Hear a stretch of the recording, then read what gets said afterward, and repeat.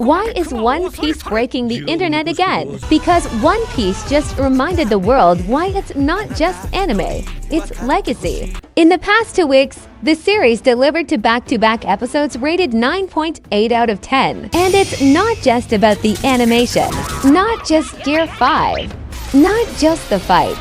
It's the emotional storytelling that punches your soul. It's Otis Sensei at his peak. Bartholomew Kuma, from tyrant to tragedy. We used to fear the name Bartholomew Kuma. Now, we mourn it. Once thought of as a heartless weapon of the world government, Kuma was a slave, branded from birth, because Kuma wasn't just a former revolutionary. He was born as a buccaneer, a race cursed by blood, marked as criminals by the world government simply for existing.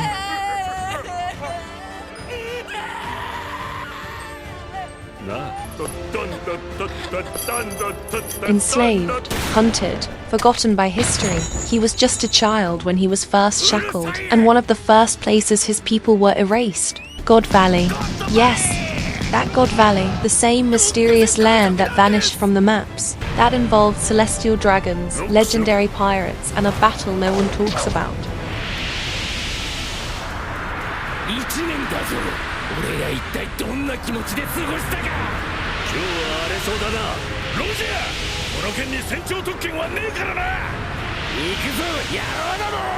Kuma carried the trauma of that era.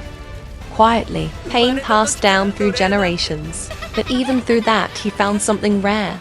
Love, with Ginny, a fierce revolutionary, and together they had a daughter, Jewelry Bonnie. But this is One Piece, and in this world, love is never safe. Ginny was taken, vanished, and when she returned, it was as a final message. Dying from a disease, abandoned by the Celestials she once served. Kuma, devastated, made the ultimate choice. To save Bonnie, he gave up everything, his freedom, his mind, his memories. He became a weapon of the very system that broke him. And in one of the most haunting scenes in anime, we see him climb the red line just to see Bonnie one last time. He doesn't say a word. He just watches her from afar. A father who gave up his soul just to let his daughter live free. We just got Luffy versus Kizaru, the Straw Hat Captain versus the world government's living laser. This wasn't just a light show. It was Will of D versus the government's blade. Luffy in Gear 5 is no longer just cartoon chaos. It's joy turned into rebellion. Every punch, every stretch, every ridiculous smile says one thing: I'm free, and I'll fight to stay that way. But even Kizaru isn't the final boss here, because then came Saint J Garcia Saturn, the celestial demon. When Saint J Garcia Saturn steps onto the battlefield, everything changes. One of the 5 elders, a Gorosei, and now a literal demon in human form. We saw his eldritch transformation, his paralyzing aura, and how even Kizaru, loyal to the end, hesitated before Saturn's power. He paralyzed the battlefield with a glance, turned into a giant spider-like monster, and showed us that the elders aren't just political monsters, they're mythical threats. His goal: erase Vegapunk, silence Bonnie, end Luffy.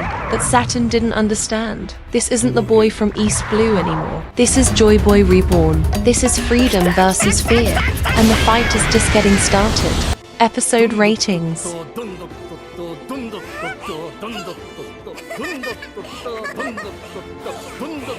Next episode, 1139, airs August 11th, 2025.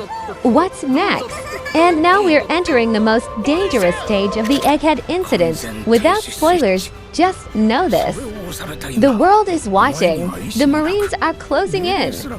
And what happens next will change everything.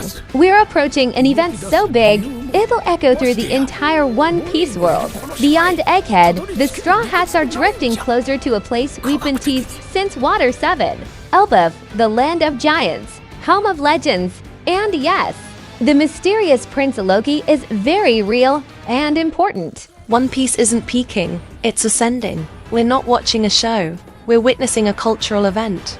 Eiichiro Oda is crafting the final saga like a god-tier maestro. Every episode, every scene, every panel has meaning, has consequence. This is history in real time. And if this is how it begins, the end of One Piece might just break the internet for good.